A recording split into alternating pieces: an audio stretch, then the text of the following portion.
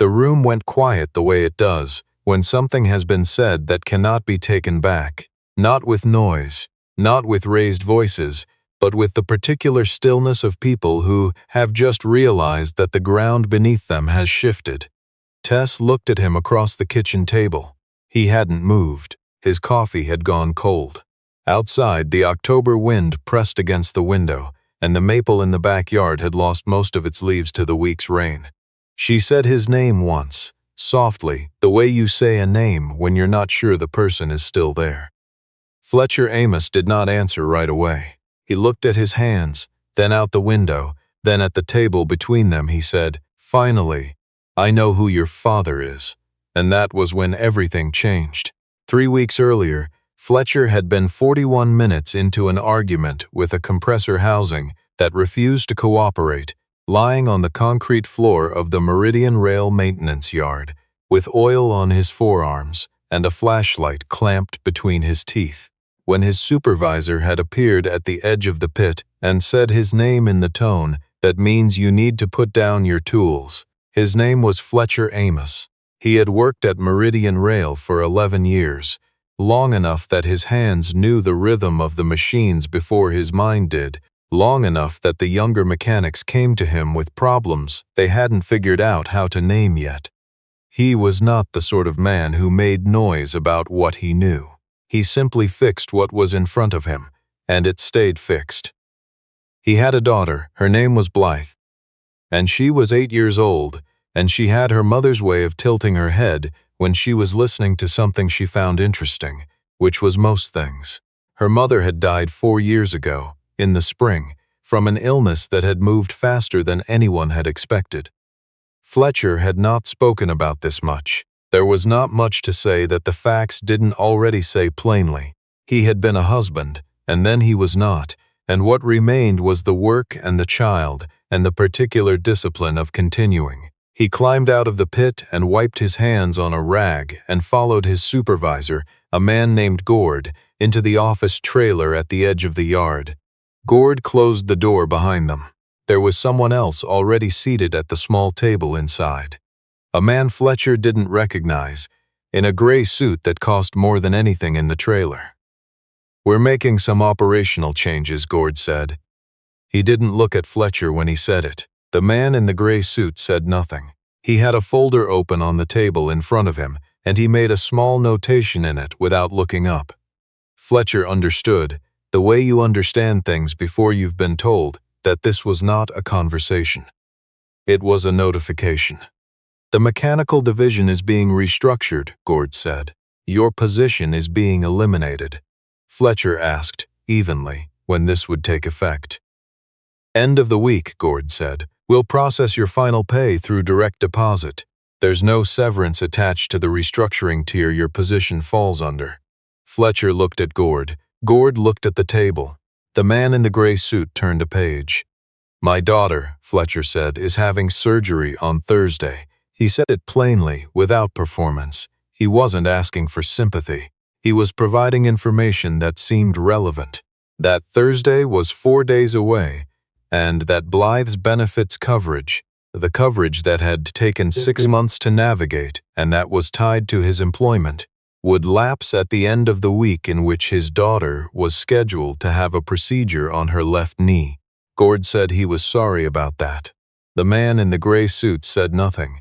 He made another notation. Fletcher was given a box for his things and a form to sign and a phone number for HR. He walked out of the trailer into the cold October afternoon and stood at the edge of the parking lot for a moment, the box in his hands, the wind pulling at his collar. Somewhere in the yard behind him, the compressor housing was still lying open, still waiting for someone to understand what was wrong with it. He was fairly certain no one else would figure it out. The surgery went ahead. Fletcher had spent 3 days on the phone with the insurance company, with the hospital's billing department, with a union rep who was sympathetic but ultimately unhelpful. In the end, he paid out of pocket for the portion the lapsed coverage left open, and Blythe came home in a brace with specific instructions about stairs. And Fletcher took the week off from looking for work to carry her up and down to the bathroom and to make her soup she claimed was not as good as the soup from the place on Barrington Street. "It's the same recipe," Fletcher told her. "It doesn't taste the same," Blythe said, with the certainty of someone who has just had a procedure and feels strongly entitled to accurate soup. He got a job at an automotive shop on the other side of the city. It was smaller, quieter, and paid less, and the work was fine. He was good at fine work. He was good at most work. He did not complain about this, not to his neighbor, who sometimes watched Blythe after school, not to his brother in Thunder Bay, who called every few weeks, not to the mechanics at the new shop who were younger than him. And asked questions he answered, without thinking too hard about how much he knew.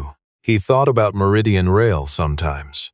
The way you think about a bad year, not with bitterness exactly, but with the particular awareness of having survived something you hadn't been warned about.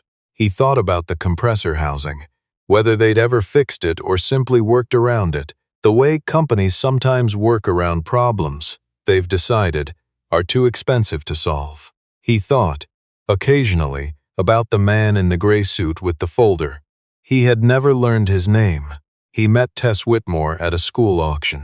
He had not meant to be at the auction.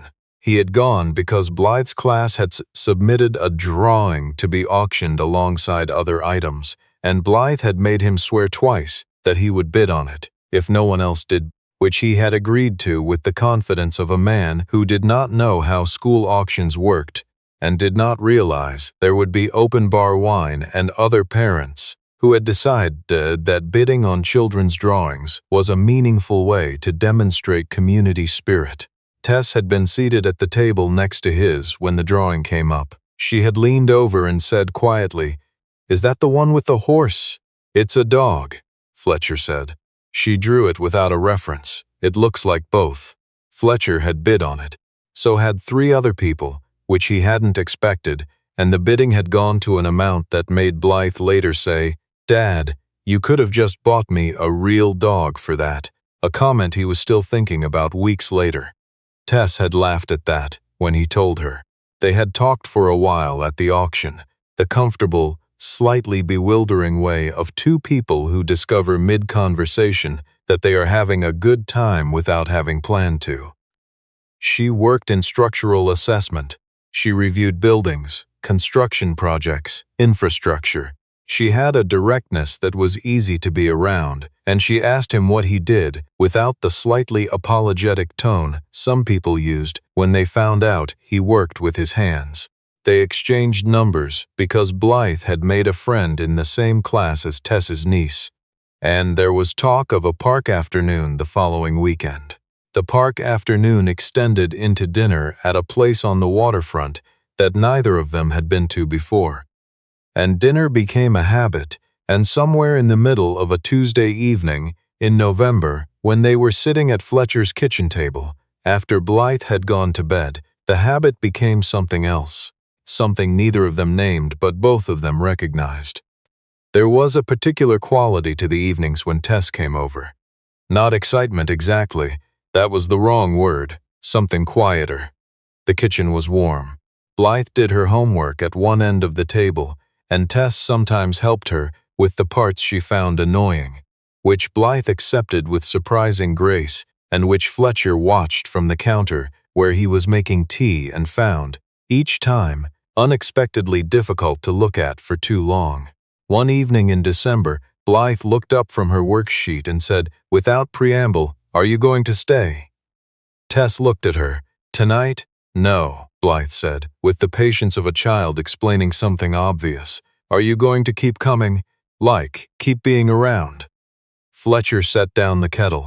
Tess said, "I'd like to." Blythe considered this for a moment with her mother's tilt of the head. "Okay," she said, and looked back down at her worksheet. "Because I already told Mackenzie you were my dad's girlfriend, and it would be weird to have to explain a change." Fletcher did not look at Tess. He looked at the window. He could hear the snow beginning outside. In January, Tess told him that her father had asked about him. "He heard me talking about you," she said, "on the phone. He's curious. He doesn't do it the way other dads do. He doesn't push. He just asks questions, and then asks more questions, and then doesn't stop asking questions until he has a complete picture. Fletcher asked what her father did. Tess said he was in transportation logistics, infrastructure investment. He had been for 30 years. Fletcher said, "What's his name?" Tess said, "Whitmore. David Whitmore." Fletcher was quiet for a long moment. He knew the name. He had known it for a year.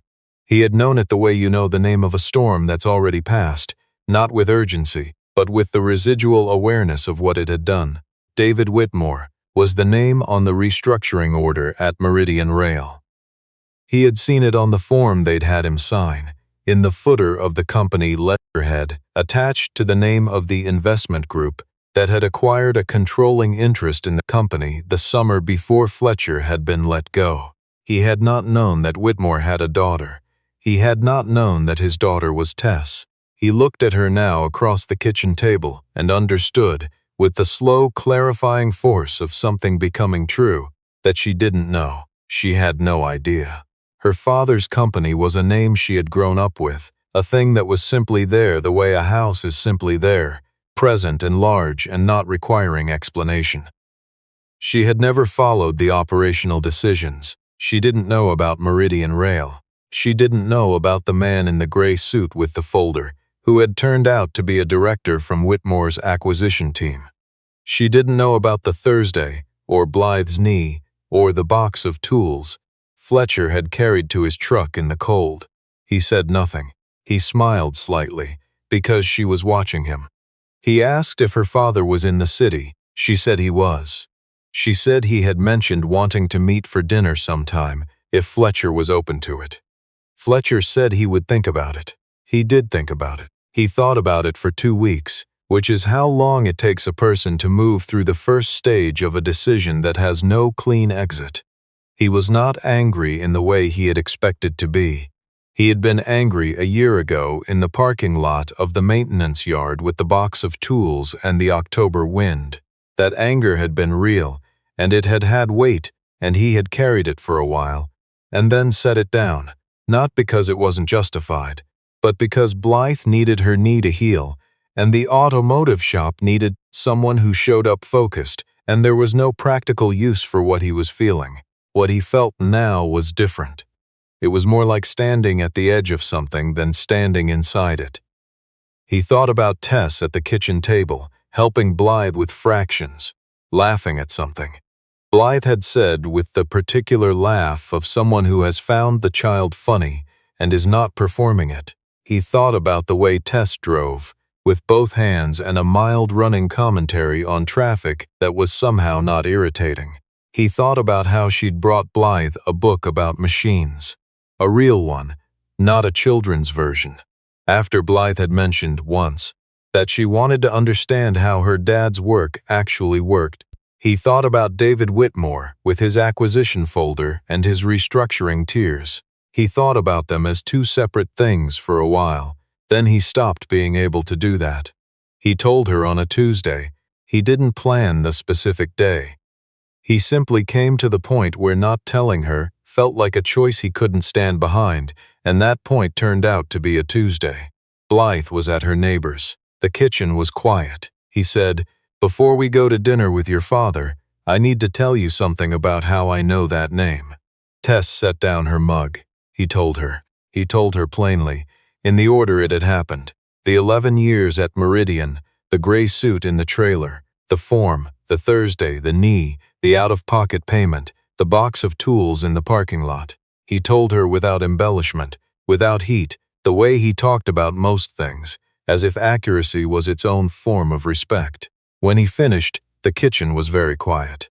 Tess did not move for a while. She was looking at the table between them, at a point between her mug and the grain of the wood. The way a person looks when they're not looking at anything, when they're listening to something internal that requires full attention. She said, finally, "I didn't know. I know you didn't. He's never talked to me about individual. He's never described the specific decisions. I knew he was involved with Meridian at some point. I didn't know the details." Fletcher said, "I'm not telling you so that you'll do anything about it. I'm telling you because I couldn't walk into a dinner with your father and pretend I was meeting him for the first time." Tess looked up at him. Her face had the expression of someone whose picture of things has just been corrected and who is still working out what the corrected picture means. She said, "Does it change? Are you?" She stopped, tried again. "Do you want to stop?" Fletcher thought about it. He thought about it seriously, which she could see, because he always thought about things seriously, and she had come to recognize the specific quality of his silences. "No," he said, "but you want me to know, yes." She was quiet again, then she said, "I need to talk to him." Fletcher said, "That's yours to decide." She talked to her father. Fletcher did not know exactly what was said, and he did not ask, and Tess did not give him a detailed account. She told him it had not been easy. She told him her father had not denied it. She told him that David Whitmore had said, in his clipped, careful way, that decisions at that level of restructuring were made at a remove from individual cases, and that this had not satisfied her, and that she had told him so. David Whitmore, it turned out, had a capacity for the specific kind of discomfort that comes from being seen clearly by someone who loves you. Tess had grown up understanding that her father was effective in ways that were sometimes cold. She had always sorted this into the category of professional reality, the price of the scale at which he operated. She had not previously had to reckon with it in a form that had a name and a daughter and a surgery date. She called Fletcher from her car after. She said, "He wants to meet you." Fletcher said, "I figured he would. He's not going to be easy about it. He's going to want to make it a transaction, some kind of correction." "What kind of correction?" Tess paused. "He mentioned a fund, he and some of the other partners, for workers displaced in acquisitions, to cover transition costs. He's been talking about it for a while, apparently. He says this made it concrete." Fletcher said, "Is that supposed to help me feel differently about it?" Tess said, "I don't know. I don't think it's supposed to make you feel anything. I think it's what he knows how to do." A pause. I think he's afraid of you. In a way he doesn't have vocabulary for." Fletcher drove home in the dark and parked in the driveway and sat for a moment with the engine off. Through the living room window he could see the light his neighbor had left on, and the outline of Blythe's backpack on the front step, where she always left it when she forgot to bring it in. The dinner was at a restaurant on Prince Street that had linen napkins and a wine list that required a separate menu. Fletcher wore the jacket Tess had once mentioned she liked. He arrived 7 minutes early and stood outside for 4 of them. David Whitmore was already at the table when they came in. He was older than Fletcher had pictured. Late 60s, white-haired, with the posture of someone who had spent a lifetime in rooms where decisions were made and had never quite found a way to stop performing that. He stood when they approached the table. He looked at Fletcher with the attention of someone taking a measurement. He said, "Mr. Amos." Fletcher said, "Mr. Whitmore." They sat. Dinner was not easy, and it was not warm, and it was also not dishonest, which Fletcher appreciated in a way he hadn't expected to. David Whitmore did not pretend the acquisition hadn't happened. He did not offer an explanation that was really an absolution. He asked Fletcher about the automotive shop, about Blythe's knee, about how the surgery had ultimately been covered. He asked these questions as a man who already knew the answers, because of course he had asked his daughter, and of course Tess had told him, and he asked them anyway because he was trying, in the only way available to him, to demonstrate that he had absorbed the information. Fletcher answered. He answered without warmth and without cruelty. At some point in the middle of the main course, David Whitmore said, "The fund will be operational by spring. It won't address your situation specifically. There are legal reasons for that. But it will cover transition costs for workers in future restructurings, bridge coverage, severance attached to every elimination tier." Fletcher said, "That's a good thing." Whitmore looked at him, and it was the look of a man who expected either agreement or condemnation and was not prepared for something that was simply accurate. Fletcher said, "It doesn't undo it, but it's a good thing." Whitmore said, "No, it doesn't undo it." They were quiet for a moment. Tess looked at neither of them. Then Whitmore said, "My daughter tells me your daughter is the one who drew the dog that looks like a horse." Fletcher said, "She's very firm about the fact that it's a dog." And Whitmore made a sound that was almost, a laugh. He did not forgive David Whitmore that night or in the weeks that followed. Forgiveness was not a thing Fletcher believed in as a gesture. It was more like weather, something that moved through at its own pace, when the conditions were right, not when you decided it should arrive. What he did was continue. He continued showing up to the shop on the other side of the city, where the younger mechanics were getting better at knowing what questions to ask. He continued making soup that Blythe maintained was inferior to the soup from Barrington Street.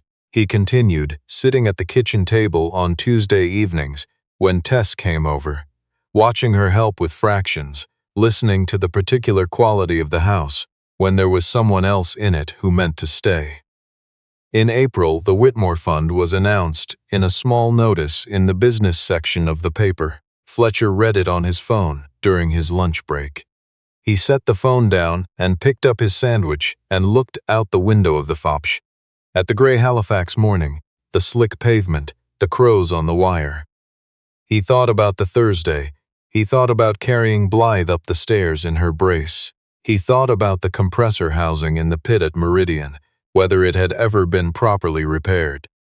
He thought about Tess's laugh, the real one, the one that arrived before she'd decided to let it. He thought, this is not the life he had planned. But then neither was the one before it, and he had learned, was still learning, would probably always be learning, that the life you build out of what remains is not lesser. It is, sometimes, more deliberate, more clearly chosen. Blythe called him after school. She told him that Mackenzie had gotten a dog, a real one, a beagle named after a planet, and that this was extremely unfair. "You bid too much for my drawing," she said. "That was the dog money." "I know," Fletcher said. "So technically it's your fault." "It's technically my fault," he agreed. She was quiet for a moment in the way she went quiet when she was thinking about something she wasn't sure how to ask. Then she said, "Is Tess coming Tuesday?" She said she was. "Okay," Blythe said. "Will you ask her if she wants to come to the science fair? It's the 14th. You have to have 2 people." Fletcher said, "You could ask her yourself." "I know," Blythe said, "but I want you to ask her. So it's official." He said he would. He finished his lunch in the window of the shop with the gray morning outside and the crows still on the wire, and he texted Tess because a request from Blythe was not a thing he believed in postponing. Tess replied within 2 minutes. The reply was, "I'll be there. Tell her I'll bring a poster board. Can she do bubble letters, or are we starting from scratch?" Fletcher looked at the message for a moment. Then he set the phone down, face up on the workbench, and went back to what needed doing.